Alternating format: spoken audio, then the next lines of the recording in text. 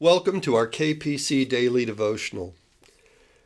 In the next few weeks, we'll be reading from the Screwtape Letters by C.S. Lewis, a classic study on Christian spirituality and growth in grace and faith. It's written, however, as a series of letters from a middle management devil to his nephew, a junior tempter in the field, on how to manage their patient, a young man who has recently become a Christian. Today's letter is number 8. This is one of the very important ones about the law of undulation in the Christian life and about what God is using it for. Throughout the Screwtape Letters, God is called the enemy. It is, of course, letters written by the devil. So God is the enemy, and here they talk about what God is intending to do in human lives with the ups and downs we experience. The Screwtape Letters, letter number 8. My dear Wormwood, so you have great hopes that the patient's religious phase is dying away, have you? I always thought the training college had gone to pieces since they put old Slubgob at the head of it, and now I'm sure. Has no one ever told you about the law of undulation? Humans are amphibians, half spirit and half animal. The enemy's determination to produce such a revolting hybrid was one of the things that determined our Father to withdraw his support from him. As spirits, they belong to the eternal world, but as animals, they inhabit time.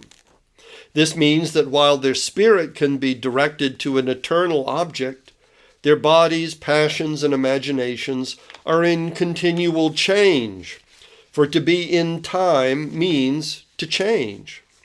Their nearest approach to constancy, therefore, is undulation, the repeated return to a level from which they repeatedly fall back, a series of troughs and peaks. If you had watched your patient carefully, you would have seen this undulation in every department of his life: his interest in his work, his affection for his friends, his physical appetites, all go up and down. As long as he lives on earth, periods of emotional and bodily richness and liveliness will alternate with periods of numbness and poverty.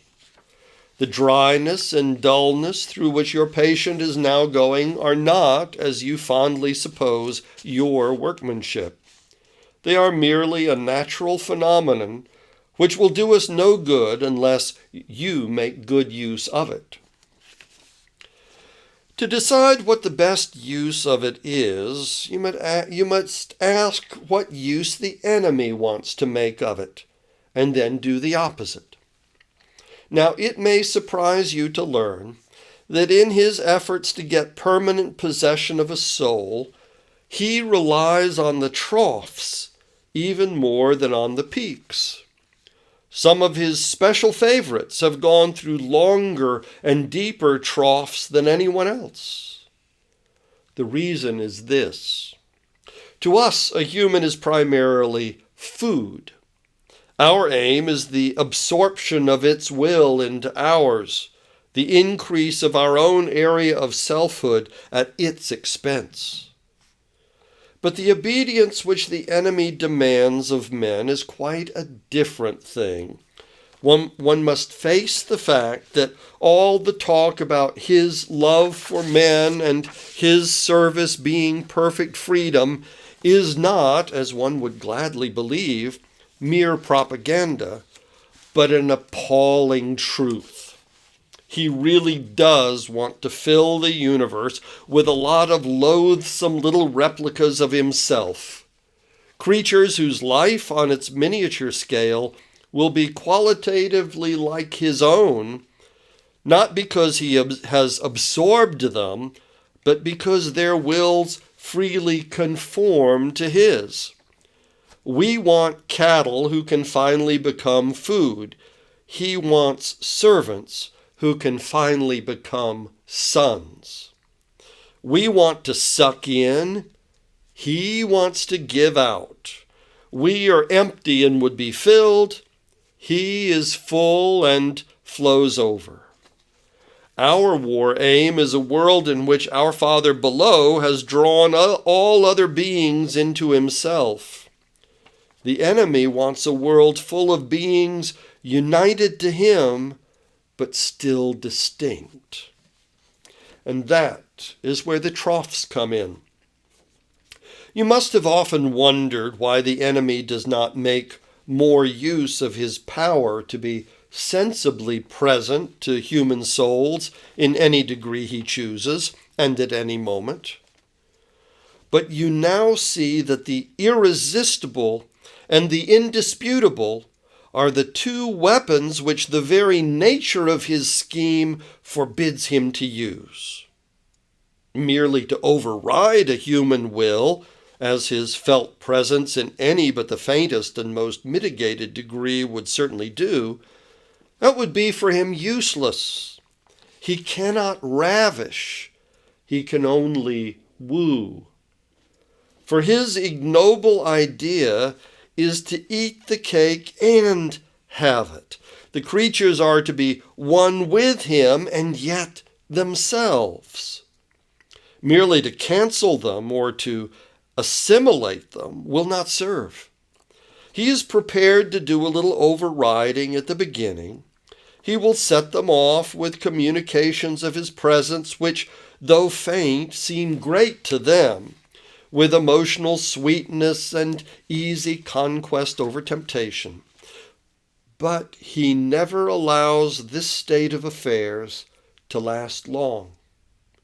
Sooner or later he withdraws, if not in fact, at least from their conscious experience. Withdraws all those supports and incentives. He leaves the creature to stand up on its own legs, to carry out from the will alone duties which have lost all relish. It's during such trough periods, much more than during the peak periods, that it is growing into the sort of creature he wants it to be. Hence the prayers offered in the state of dryness are those which please him best. We can drag our patients along by continual tempting because we design them only for the table, and the more their will is interfered with, the better. He cannot tempt to virtue as we do to vice. He wants them to learn to walk and must therefore take away his hand. And if only the will to walk is really there, he is pleased even with their stumbles. Do not be deceived, wormwood. Our cause is never more in danger than when a human, no longer desiring, but still intending to do our enemy's will, looks round upon a universe from which every trace of him seems to have vanished, and asks why he has been forsaken, and still obeys. But of course, the troughs afford opportunities for our side also. Next week I shall give you some hints on how to exploit them. Your affectionate uncle, Screwtape. I wish you a very good morning. Goodbye.